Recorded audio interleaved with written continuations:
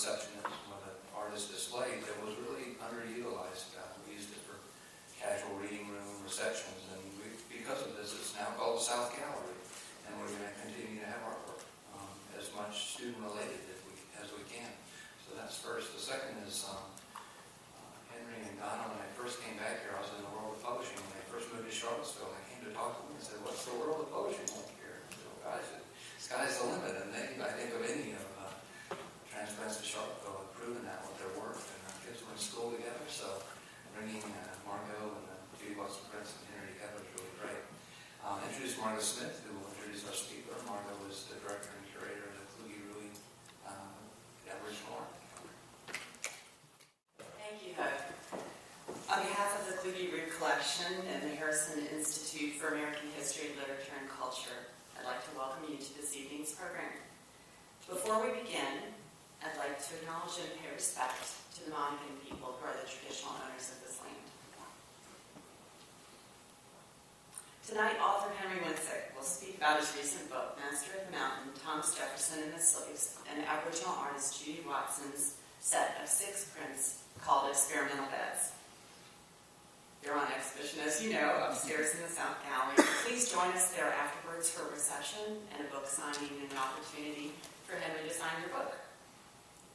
Judy Watson, who is a member of the Wani people of Northwest Queensland, visited the University of Virginia for the first time in 2009. She was in Washington, D.C. as part of an exhibition at American University, and we rented a bus and invited 10 artists, 10 of the Indigenous artists who were there, to come down to UVA. While they were here, they visited the Kluge-Ruhe Collection, the Lawn, and the Fralin Museum of Art.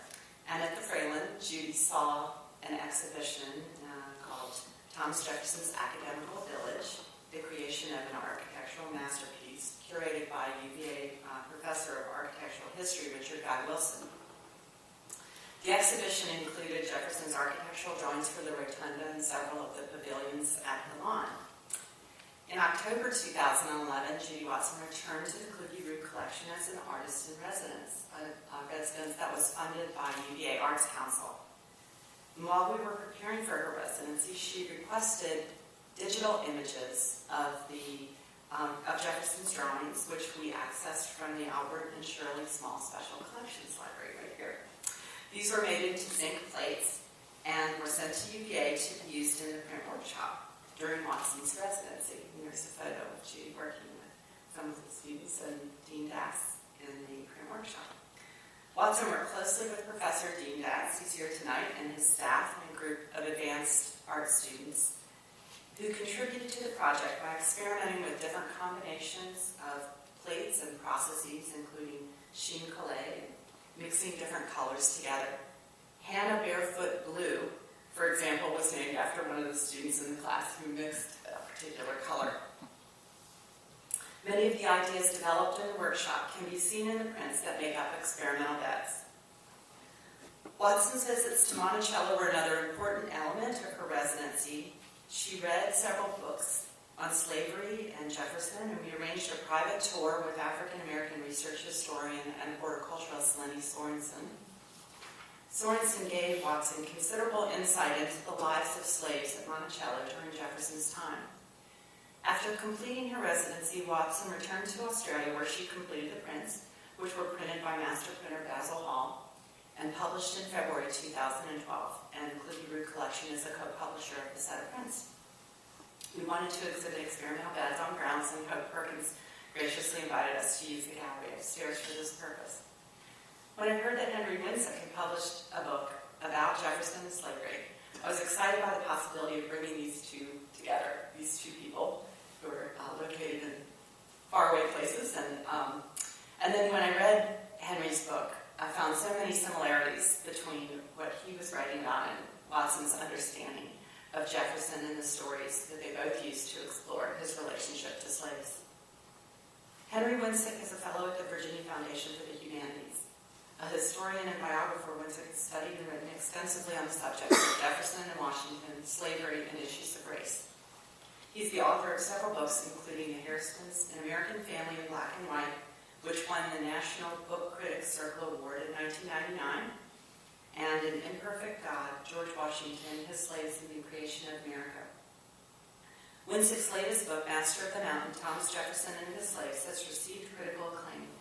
A review in the Wall Street Journal said, quote, "In this deeply provocative and crisply written journey into the dark heart of slavery at Monticello, Henry Wiencek brings into focus a side of Jefferson that Americans have largely failed or not cared to see. This book will change forever the way that we think about the author of the Declaration of Independence." Please help me welcome Henry Wiencek.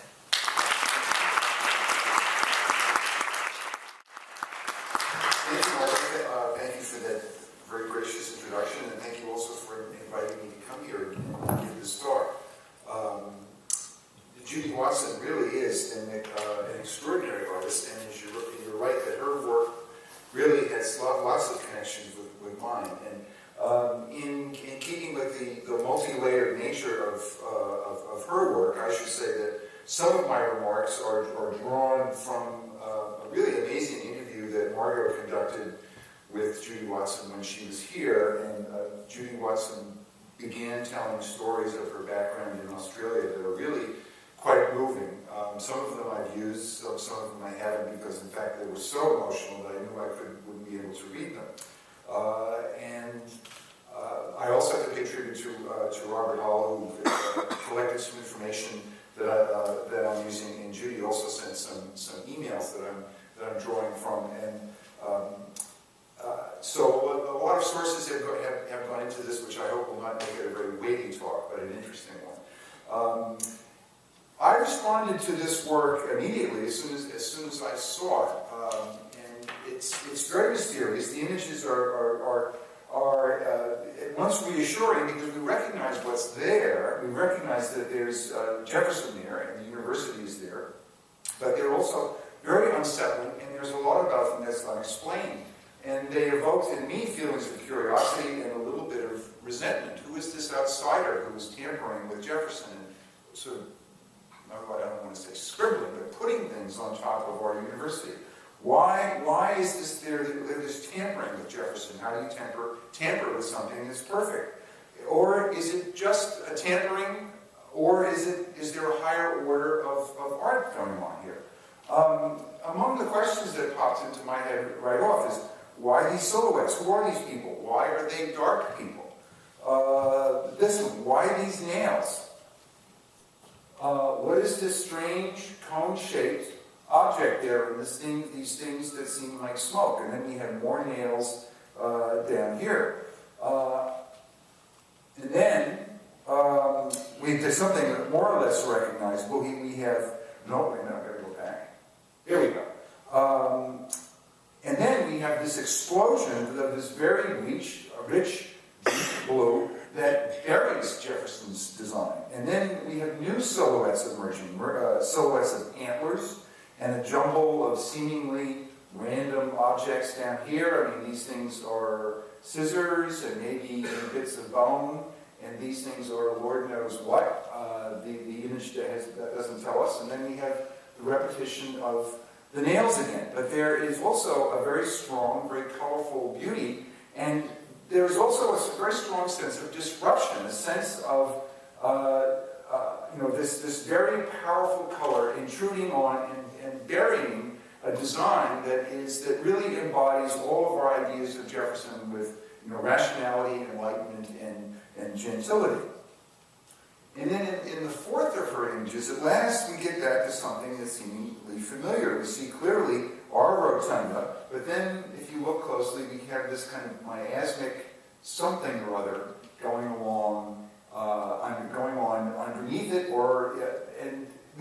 to what purpose we really can't tell. But in Judy's series of 6 etchings, this is almost like a pause or a refresh, a return to the original. Okay, now we know where we are.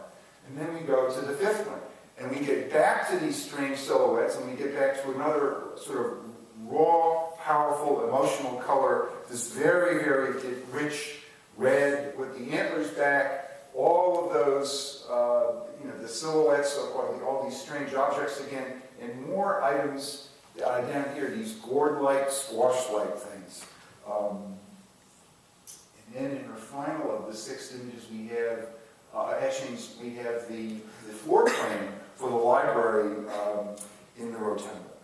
Now, as I said, when I saw these etchings, I had a sense of encountering a mystery, the Jeffersonian puzzle, but encountering it in a different way because the artist is Australian, as we know now. She came to UVA in 2009 and saw the exhibit Thomas Jefferson's Academical Village, The Creation of an Architectural Experience, curated by Richard Guy Wilson. And then she came back in 2011 as an artist in residence. She toured Monticello with Lenny Sorensen, Monticello's African-American research historian. That we recognize. There is Lenny, and this is the garden, part of the garden at the top of the mountain. That we begin to see something that turns up in the etchings. These gourds. Oh, and something else. Some shards that we found that were dug up at Monticello. Go back. Nope. All right, I don't need that anyway. So, I'll just go forward. Put that right back up. And this is what Judy said about meeting Lenny Sorensen. It was brilliant to see her take on the prolific productivity of enslaved people who were obviously skilled gardeners. It was Lenny who opened my eyes to the type of plants and vegetables grown within the gardens, and it was Lenny who used the phrase experimental beds, which gave me my title. Lenny explained how some of the vegetables came over with the enslaved peoples from the Congo, all the way to this mountaintop. So I drew the squashes and the gourds from the gardens. Her tour of the kitchen at Monticello made me focus on the heavy buckets and other tools of trade and imagine the workload and reflect on these black women's and men's lives. Now I will try to surge forward again, and here, this is the bucket handle that she referred to in her remarks about Lenny. And as you just saw in the photographs a few minutes ago, these are some things that were dug up by the archaeologists on the mountaintop at Monticello. So what did this foreigner think of our Jefferson? She said that she found him to be a very complex man with a love of learning, a man with a far-reaching imagination, powers of observation, and great curiosity about the world, someone who loved reading and traveling, always learning. And his imagination, she thought, was always hovering beyond where he was. And this is where we get into the antlers. These were brought back to Monticello by the Lewis and Clark expedition. And when Jefferson sent Lewis and Clark off, Judy could imagine how he was following. He had mapped out, at least the beginnings of their journey, and imagined where they would go. And she could picture Jefferson imagining their progress across the continent, and with this very powerful mentality of his that could, imagine things that the future would later bring into reality. She regarded him as something like the precursor of an explorer, even if it was just in his imagination. And she wrote that as she was trawling through the research, I love that word, trawling, that she used, a visitor from a distant country, a process was taking place that was similar to a process that she has put into her art. She talked in one of her interviews about the idea of spacing, the pairing of human beings.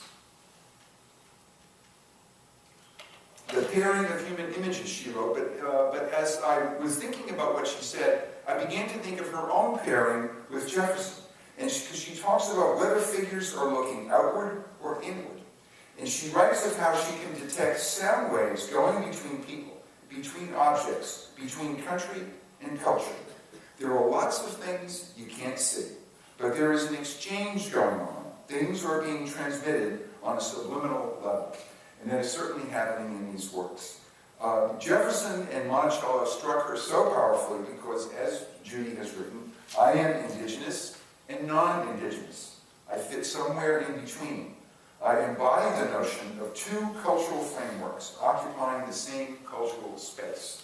And we begin to see the roots of the deep layering that we get here. And seeing the evidence of the working lives of Jefferson slaves reminded her of the lives, back in Australia, of her matrilineal Aboriginal family in the 1900s. and Lenny's phrase, experimental beds, which had given her her title, began to take on a double meaning, not only of experimentation within the garden plot, but of experimentation between the sheets. And Thomas Jefferson became a man who emerged with even more, with even deeper and more unsettling contradictions. She wrote, "I wonder what he thought of some of his children serving at his table, and of their mother, Sally Hemings. I wonder about his other white family, and how they felt about their enslaved siblings. These questions are not just about Jefferson and Virginia," she wrote, "but explode into a shared past where my relatives, Aboriginal and white, were working and living together on cattle properties in Queensland and the Northern Territory. I have often thought," she said, "about the non-Aboriginal men who fathered children with Aboriginal women. My white grandfather married my Aboriginal grandmother, but not without dissent from his family for bringing shame onto them by this liaison." And so we begin to see deeper and deeper complexities. She referred to Jefferson's ideals of learning, and she points out one of the things that she uses to such great effect.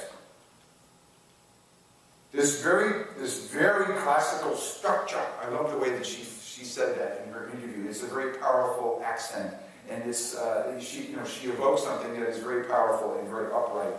She referred to a very classical structure, an edifice, but it is not so simple. It's inspired by Palladio, and if you read Palladio on architecture, you will find some things that are hidden. They have to be, and this is especially true of Monticello. Palladio, who was one of Jefferson's great inspirations, wrote, "We must contrive a building in such a manner that the finest and most noble parts of it be the most exposed to public view, and the less agreeable disposed in by-places, and removed from sight as much as possible."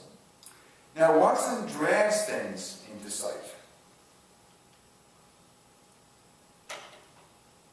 But she does not put them alongside Jefferson or underneath Jefferson, underneath the frame as the caption, but she puts them in Jefferson. Through her art, she achieves a kind of simultaneity. In her words, she floats images onto the bones of Jefferson's drawings. She eases these things into our eyes and consciousness. Her art is as canny as Jefferson's, and it is as disruptive as his is soothing. What we are seeing here are people and the shards of people, the things that they left behind for us. People, precisely the element that is absent from Jefferson's drawings, which, as I said, Judy Watson called the bones. And she writes of thin, hair-like lines interconnecting the shapes, sort of symbolizing memories of liaisons between white men and black women, free and enslaved, and also evoking the experimental beds where strange plants were collected and grown to see if they would flourish and regenerate.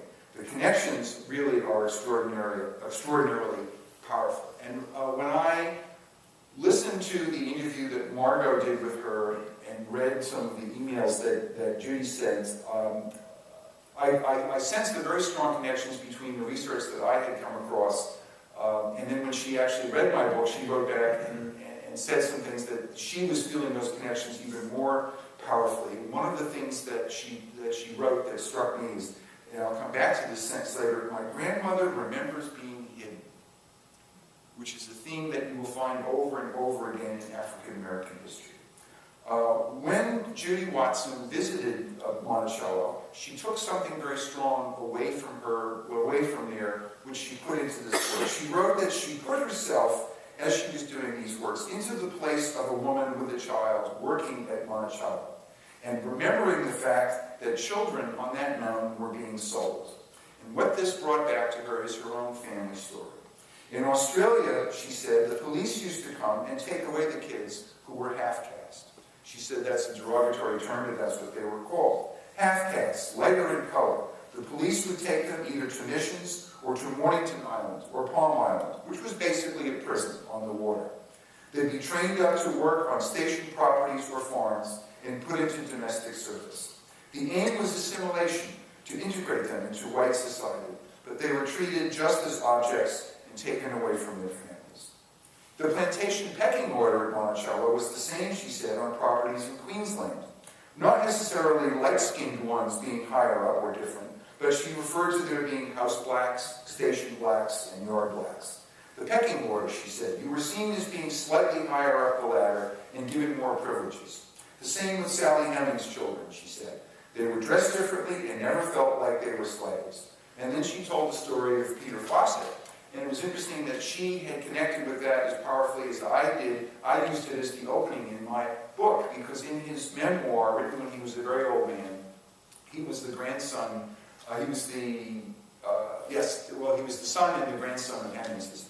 And he was very much a part of the inner circle of the Hemings family and lived on the top of the mountain.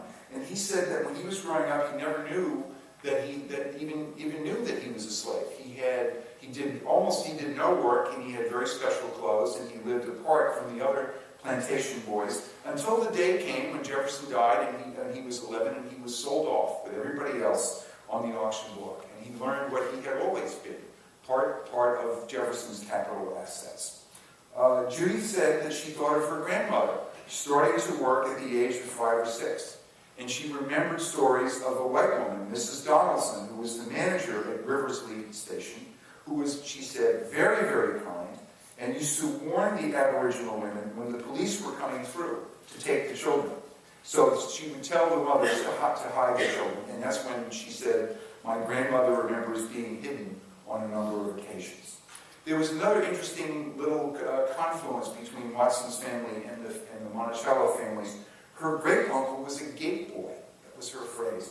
His only job as a boy, was to wait by the plantation, the station gates, and open them as visitors came in on horseback, and then close them quickly, and then proceed to the next gate. There was a young boy at Monticello, Isaac Jefferson, who was later the blacksmith and wrote a memoir, and whose name we now know as Isaac Granger, who had exactly the same job. And he describes in his memoir being at the bottom of the mountain, waiting for an expected visitor, and opening the gate, and then as the visitor on horseback wound his way up the circuitous roads, Isaac would run up the mountainside to open the next gate so the visitor could pass through without slowing his trot, and then running up to open the final gate. And if he ever was late opening the gate, when he got to the top of the hill, the visitor, Archibald Carey, would deliver a whipping. And he said he got more whippings than he had fingers and toes. But on the other side of the world, Judy Watson's great uncle, the gate boy, suddenly vanished one day, just disappeared. And nobody knew if he had been taken away, turned in and given to another farm, put into a prison, or if he had escaped. The very notion of escape resonates very powerfully with Judy, because she talked about how her grandmother went on a 100-mile trek, escaping from one station to another, to find a better way, a safer place to live, because she had been abused in the first place, and then ended up in more or less the same situation that she had been in before. And that takes us back to one of the mysterious objects that she made such generous use of, the nails. Up here, and this very, very strange object here, which is a kiln, a charcoal kiln. She was very strongly taken with the story of the Monticello slave, James Hubbard, whose story I tell in my book, and it's one of false identities, of escape, of resisting the system, and in some ways the futility of resisting it. Hubbard was one of the favored slaves. His father was the foreman of labor at Poplar Forest, and Jefferson had very high expectations for young James, so he brought him from Poplar Forest up to Monticello to work on Jefferson's nailer. This was a profit-making enterprise for Jefferson. It was very successful. In just 3 months of the year, the nail boys made so much money that they paid a quarter of Jefferson's grocery bill for the entire year. Now, Hubbard at first, as a teenager, was a very, very poor and apparently lazy worker, but then he got better and better and better. And he offered to take on extra work. He offered to take on what was a 24-hour job, sitting inside that, or next to that kiln, to monitor it all night when they were making charcoal, because the temperature had to be very carefully monitored. And the reason he did that is that that was one of the few jobs that Jefferson offered extra money for. If you were willing to do that, he would pay you. So Hubbard did this job and earned all this extra money, which he very carefully laid aside. And he seemed to everyone to be the perfectly obedient model slave. But it turned out he had a plan. He was saving all this money because he wanted to buy clothes and he wanted to buy forged emancipation papers. He was planning an escape. And so one day he just disappeared. And it turned out that he had headed north. And unfortunately, the white boy from whom Hubbard had purchased his fake emancipation papers did not write very well. And when the sheriff in Fairfax County stopped Hubbard and demanded to see his papers, the sheriff could see right off the bat that these were forged, put him in jail, and the sheriff sent a letter to President Jefferson in the White House saying, "I have one of your slaves here in my jail. What should I do with him?" And Jefferson said, "Send him back to Monticello." So he was sent back to Monticello, and lo and behold, he did the same thing. He worked his way back into Jefferson's confidence, went back to earning money, bought more clothing, bought better free papers, and real ones this time, from a free black who thought he could do without them, and escaped not to the north, but to the west, where he managed to hide out for a year in Lexington, living as a free black with these papers, until the slave trackers that Jefferson sent after him found him, tracked him down in the woods, and brought him back to Monticello. He was whipped as an example, and then sold to an overseer, and from there he disappears. But all of these stories that Judy Watson encountered on the mountain at Monticello, as she wrote, sparked my own journey of curiosity about events in the States and events in Australia, and sparked a coalescence of histories and ideas across different spheres, and the ways that enslaved peoples, Indigenous people, Aboriginal people, that they have connections through history and what has happened to them and their children.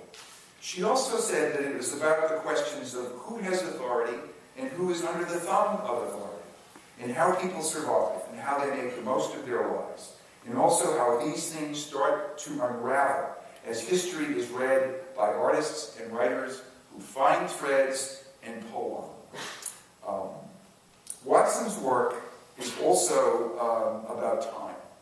Jefferson never knew Einstein, and he never knew about relativity and the notion that the universe can fold in on itself. And he didn't know Faulkner, who said the past is never dead. It's not even past. Jefferson wrote to John Adams, "I like the dreams of the future better than the history of the past. So, good night." As if the conversation were over, but hardly.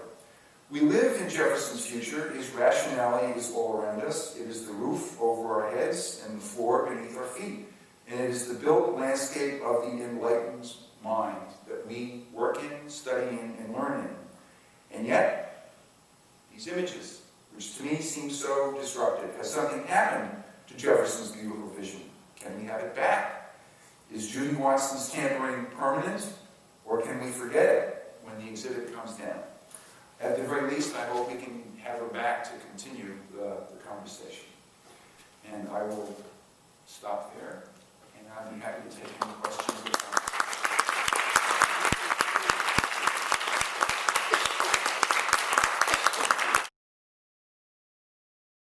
Well, I think that when she talks about how it should make us think about who has authority and who is under the thumb of authority, and that racial issues racial distinctions can be used as a mask for what is simply the operation of power. I mean, people in the slave South and people in Australia going into the 1960s were doing things just because they had the power to do them. And her stories of children being forcibly taken away from their mothers simply because they were, as she said, half caste or half blood, is exactly what was going on in Virginia in the 18th century. It began to die out in the 19th century, but white women who had children, black women who had children with white men, very often had their children taken away by the church wardens or the sheriff, and the children were bound out to farmers in just the same way that Judy Watson describes. And it was a punishment on the mothers. I mean, the law was explicit about that in order to discourage what the legislature of white men called the abominable mixture of blood. They fastened this punishment on white women, on the mothers of mixed-race children. And Jefferson envisioned an especially harsh punishment for white women who had children with black men. It was never passed by the legislature because they found it too harsh. He said that if a white woman who bore a mixed-race child refused to leave the state of her own volition, then she would be outlawed, meaning that she would be put outside the protection of the laws, and so that if you wanted to beat her, rape her, murder her, you could do that because she had no legal status. And I think that part of the brilliance of this work is the way that she layers so many things, and in her words, floats images over the bones of Jefferson's drawings, and that there's a conflict going on here between this very, very rigid rationality. This is obviously the work of the Enlightenment, and then look at this. I mean, with this flamboyant, very dangerous color, and all of these different things, floating over it. But they're not imposed as if there's something from the outside. I mean, it all feels like something that belongs together, and I think that really pays tribute to the skill with which this was conceived and executed. It doesn't look like a layering. It looks like something that's simultaneous, that all belongs together. And it's also the way that time is folding. I mean, that's an old Jefferson drawing with people who are alive today, with objects that have been dug out of the ground. So there are layerings of space, of ideas, and layerings of gender, and layerings of color. All kinds of layerings are going on. As I mentioned, that when Judy was talking about her grandmother remembering being hidden so many times, and the notion of children being taken away, that happened very often in Jefferson's Virginia. The children of enslaved women were always at risk. Even at Monticello, there's the story of Mary Hennings Bell. When Jefferson,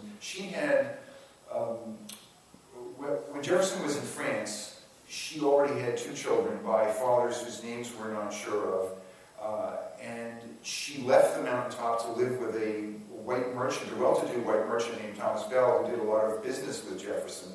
And they lived together as husband and wife, and they had 2 children together. And when Jefferson came back from France and found out about these 2 extra children, and he did some thinking, and he apparently came to the conclusion that, well, she's still legally my slave, and all of those children are mine.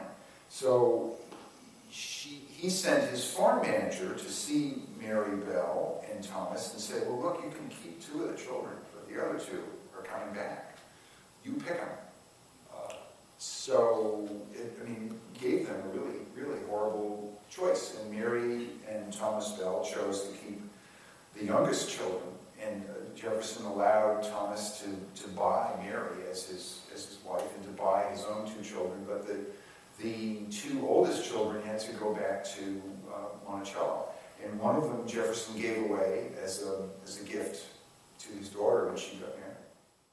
If you didn't hear, he's asking if there's anything to the theory that Jefferson's brother was the father of the Hennings children. I looked at that very carefully in my book because there was Isaac the blacksmith in his memoir said that that Randolph Jefferson used to frolic in the slave quarter and fiddle and dance away half the night. And that is actually a pretty strong piece of evidence that Randolph might have been the father of the Hennings children. And when Monticello put out its report in the year 2000 saying that Thomas Jefferson was the father, they brought that up, but I thought that they really couldn't explain it.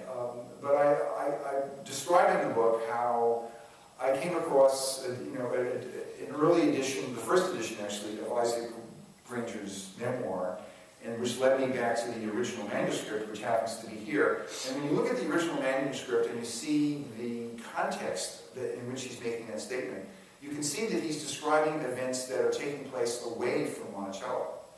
Isaac Granger never said that Randolph frolicked in the Monticello slave quarter. He just said Randolph frolicked in the slave quarter. And when you look at the context, you see that Isaac is referring to the slave quarter on Randolph's plantation, Snowden, which was just outside of Scottsville. So when I came to that conclusion, the last strong piece of evidence that Jefferson hadn't done it disappeared. And so I came to the conclusion that Thomas Jefferson, just by process of elimination, really was the father of all of Sally Hemings' children. So I don't think that there's no strong evidence, there's no evidence at all really putting Randolph there.